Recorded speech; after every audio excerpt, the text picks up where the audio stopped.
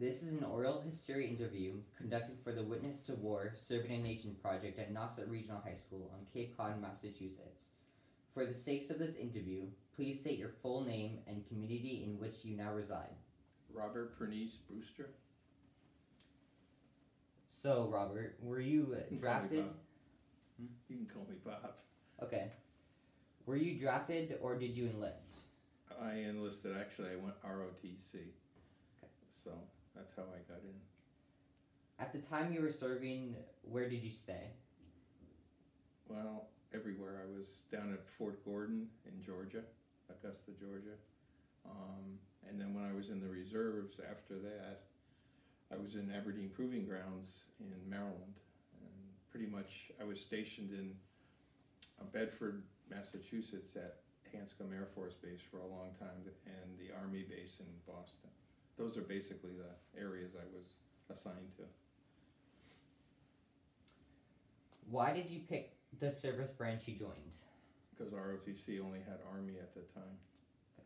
Army or Marines, it was either one, so I chose Army. Do you recall your first days in service? Kind of like, yeah, I do. It was just basic training. Basic training? Yeah, that was down in, actually down in Georgia at Fort Gordon, which is the signal school. That's where all the communications, now it's called cybersecurity school, so it's become cybersecurity, but at the time it was electronics and communications. Why did you decide to join? My father was in the service for a long time, so I decided to follow in his footsteps, basically. Is this a long-time tradition for your family? No, it's just my father. Just my father, yeah. Okay. What did it feel like when you went in? Raised my right hand and said, I'm going in. You know, it felt good. I mean, I felt like I was going to serve the country. And that's basically it. There weren't any wars going on at the time either, so fortunately. Tell me about your boot camp training experiences. It was mostly some of the guys I was actually assigned to a communications unit, and we did pole climbing and radio operation, telephone operation. That's basically what our basic was. We had some night bivouacs too. We had to go out and try to find our way through maps, which is very difficult in the evening because you can't see much. So you just have to kind of get your way through. But it was just a problem. We had to solve the problem. That's it.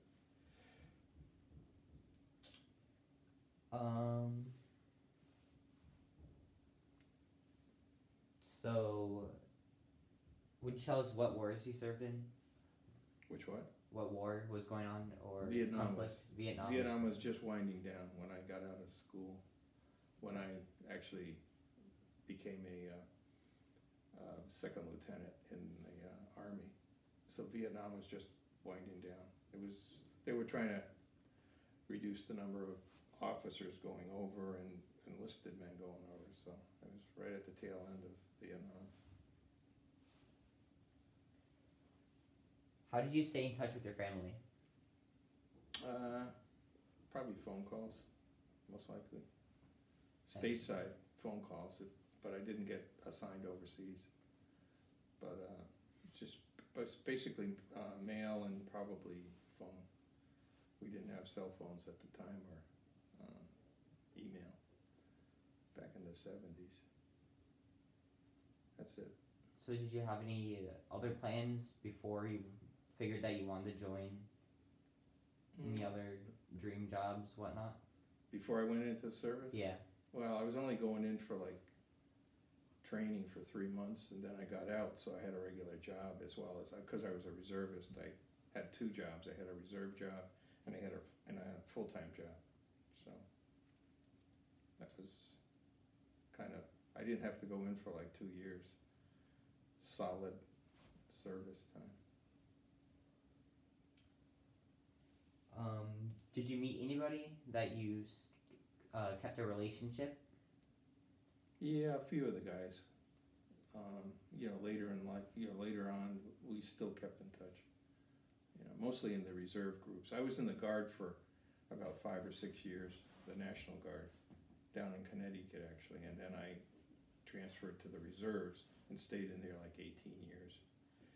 So I made a lot of friends, bumped into a lot of nice people. Have you always lived in Cape Cod? How'd you end up on Cape Cod? We just 2 years ago moved down here because both my wife and I retired, and that's where we decided to go. We take vacations down here on occasion over the last 20 years or so. So we like the area, so we decided to come down.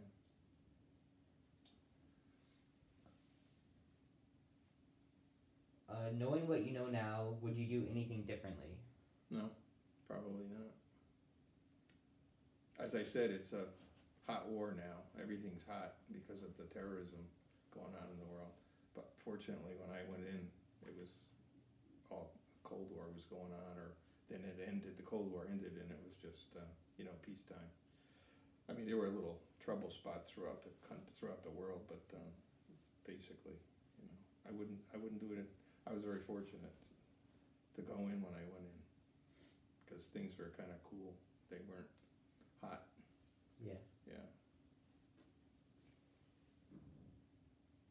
What are you doing now? So you're retired? Retired, yeah. And enjoying life. Retired and enjoying life. What was the most surprising thing about serving in the military? Surprising? Yes. I don't know. I can't think of anything that was really surprising. I mean, the basic wasn't real hard, but it was, something that you don't normally do. You had to go through different problems and scenarios and figure out what you do to solve the problem. It wasn't really difficult because I had gone through a military school anyway, so it was the 4 years I went to school was a military school. So it really wasn't. There wasn't a lot of surprises. Could you explain what some of these problems were? Yeah, they had like leadership problems where you'd have to decide how to get across a river and things like that, and they'd ask you, what would you do now? How would you solve the problem? How would you get across? And they'd give you like certain things or show you where things were, like a log or something, and you'd be able to ford the river using the log or planks of wood. Just things like that, how you react to different problems. That's all I can think of right now. There are a lot of them. I mean, it was like 2 months, 8 weeks of training. So. And so you were in communication and intelligence? Electronics. Electronics? Yeah, communications, electronics. So It's basically the signal corps. They do all the, radios, teletype, fax machines, all that. So what were problems that you faced when serving in communication and electronics? Not a lot of problems. One good thing about it was we were patching people who were servicemen and women who were serving over in Vietnam before we left Vietnam. We were patching them through on our radios in the different units I was in, so that the parents of theirs could communicate with them. That's not a problem, but it's it was something that we felt like we were doing something good, keeping the parents communicating with their sons and daughters when they were over there.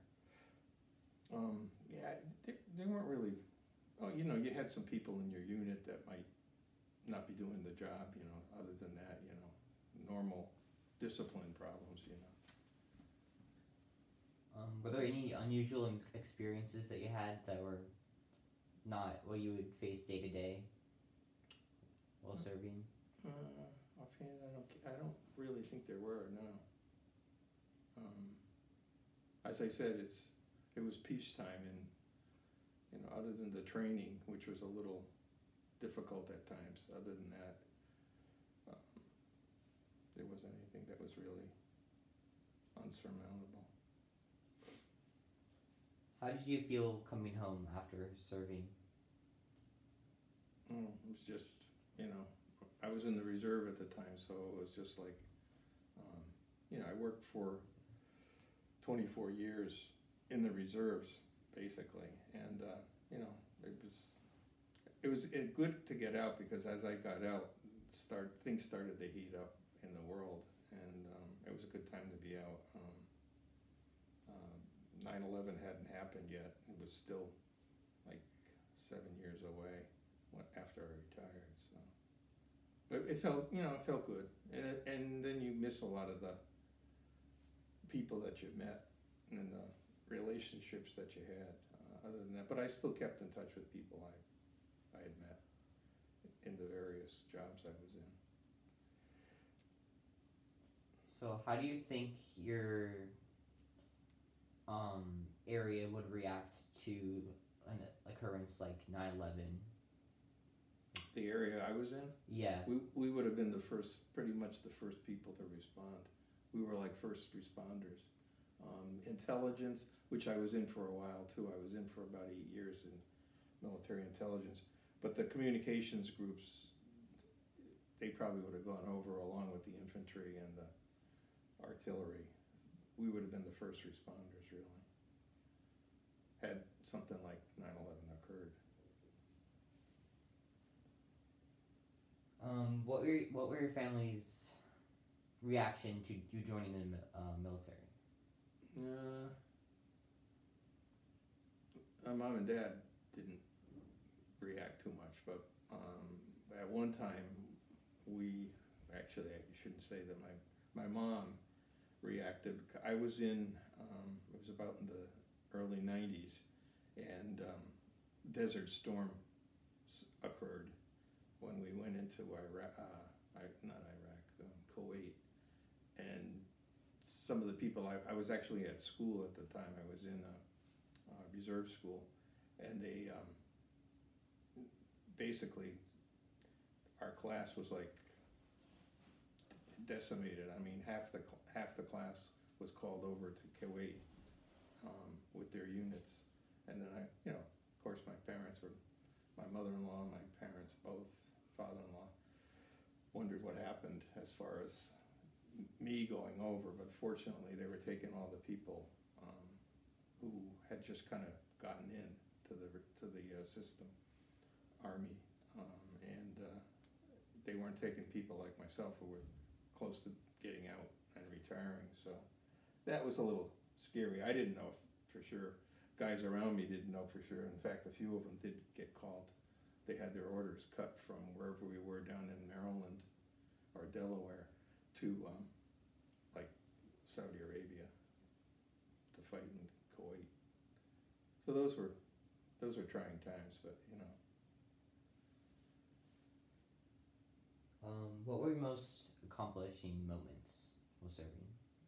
Well, attaining the rank of major. I came up as a second lieutenant, fresh out of college, and through the ROTC, and over the years, attaining the rank, getting promoted, and it was a time to retire. I retired, and that was all. I think those were probably, that in itself was a major accomplishment.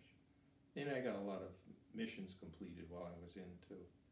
Everybody had a mission, and when you completed it, you felt good about accomplishing it with the team.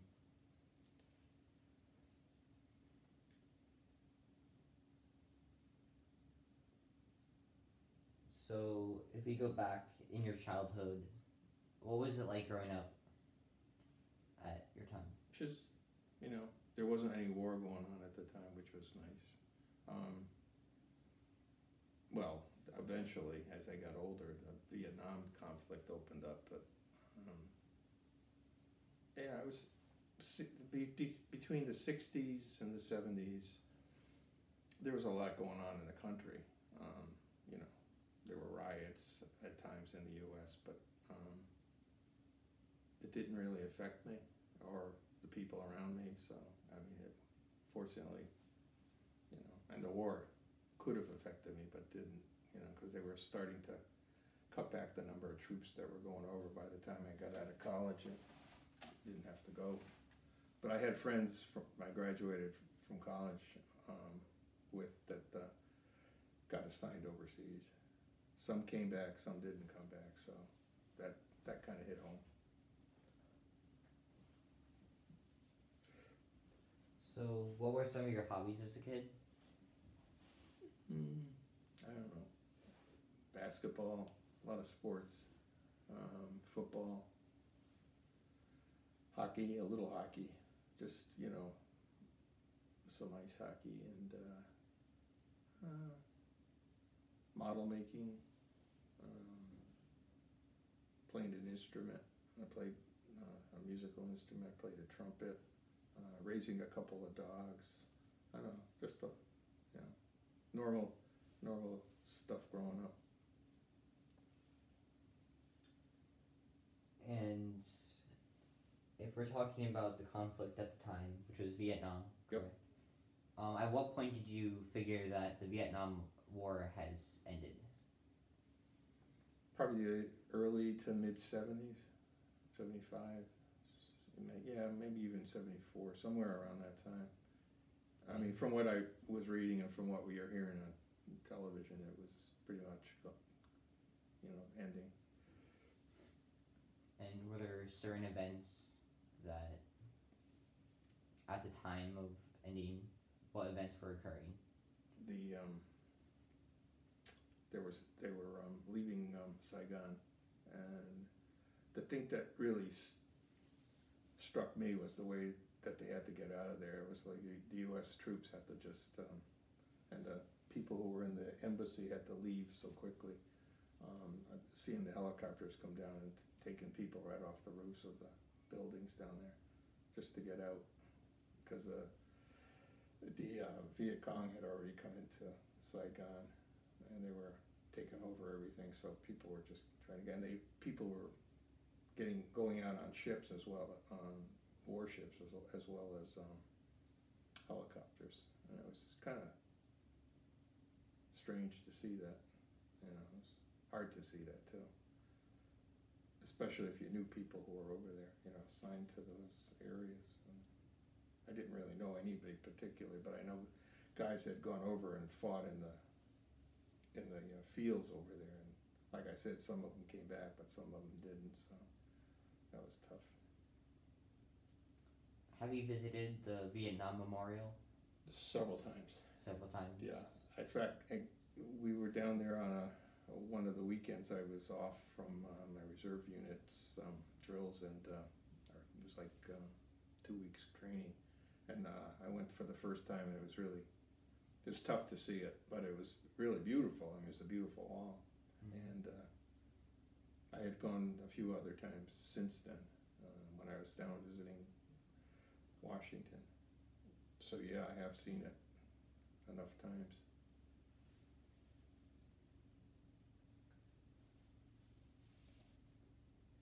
So are there any experiences that affected any opinions that you had, any beliefs when you served? Vietnam started to get on my nerves because we were losing instructors and teachers at our college who were killed in the war, and we were losing friends, and I didn't think we were going to stay there much longer because it didn't seem like we were going to have a good outcome, and I think that affected me too. At any point during your service, were your morals ever challenged or called into question? Morals? Yes. No. No.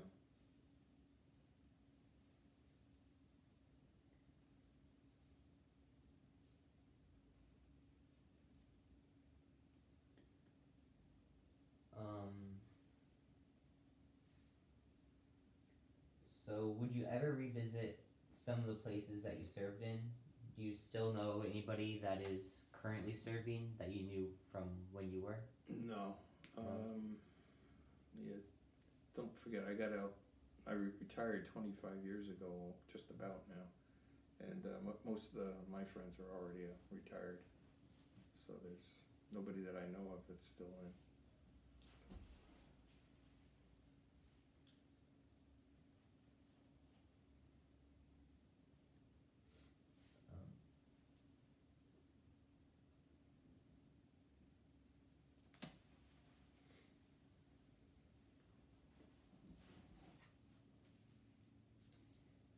if your grandson or granddaughter told you they were thinking of joining the military, what advice would you give them? Yeah, it's a big decision. I would tell them, make sure you know what you're doing, and if they wanted to go, fine, you know. If not, then that's their decision not to go. Especially nowadays with what's going on with the world terrorism. I would say think about it very, you know, it's an important decision, carefully. So, going through serving now, how would you define a hero? A hero? Yes. I don't know. Going above and beyond the call of duty, you know, basically. It's not easy, I'm sure, being a hero, but there are a lot of them out there over the years. And so, while you were serving, what were some of the most happiest moments and unhappiest moments? I don't know if they were unhappy, but you know, just being able to serve and say you know you're serving the country, that's a good feeling. I don't think there were any unhappy feelings.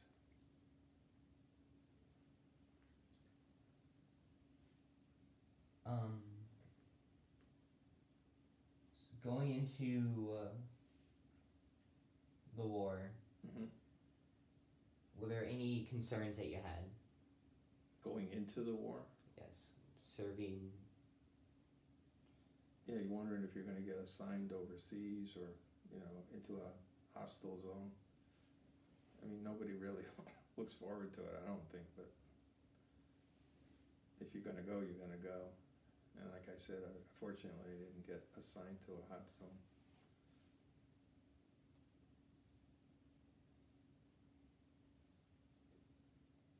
And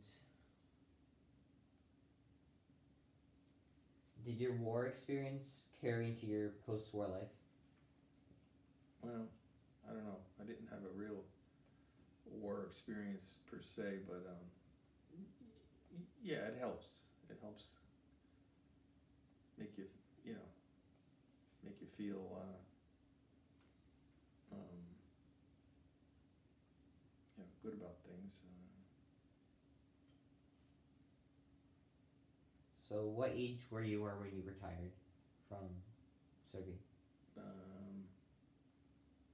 Let's see, I'm trying to think. 46, sometime like that. 45. And did you continue to work your second job while leaving? Yeah. You did? It did. Yeah, I watched. Yeah, my second job was really my full-time job, and the reserve job was the part-time job. Yeah, I continued working after I retired. Did your experience of that job change in any way after? No, not really.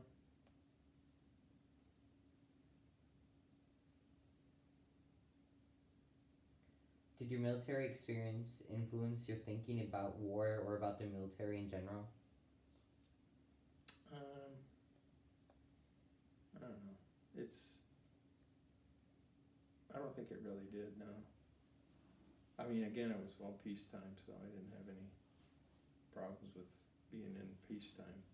I'm sure if I had been in an actual conflict or, you know, like I said, an area, it might have, who knows, I don't know. And were you awarded any medals or citations? Just the normal ones, you know, nothing major, no, you know, no other medals other than, you know, the normal serving during a conflict at the time, but I wasn't in the conflict.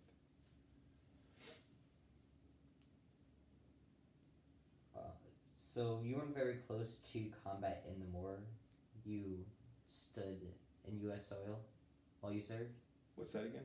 You were in U.S. soil while you served? Yes, all the time. Yeah, everything was stateside. I never got assigned overseas. And so you've never really come close to any combat. What's the closest you've been? Well, just the war games we used to play, but it wasn't the real thing, you know.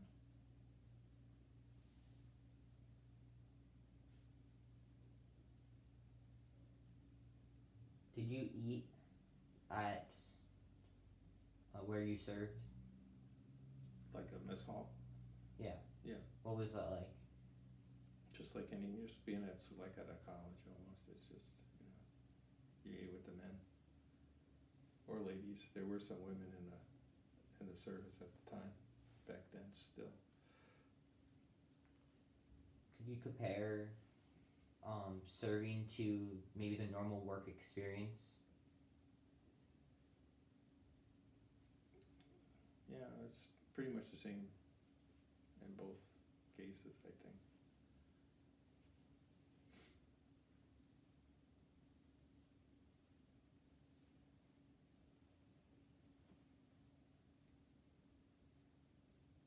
So, what was your career that you had besides serving and that you continued after? I was in purchasing. I was a director of purchasing at a aerospace company.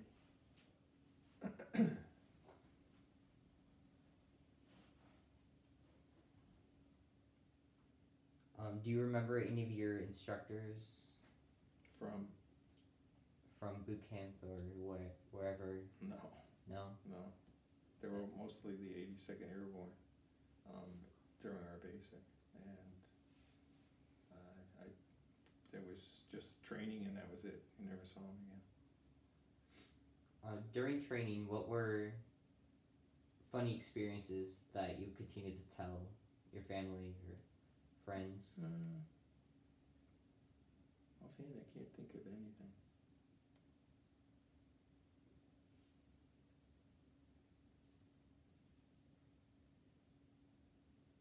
Would you describe what it was like to be a major compared to lieutenant? You said you were. Well, you had a little more responsibility. I had a section or a platoon, and all the guys, fortunately, I had were really good. I mean, some of them were, I mean, in the reserves, but they were reservists part-time, but they had jobs as policemen, firemen, all different walks of life.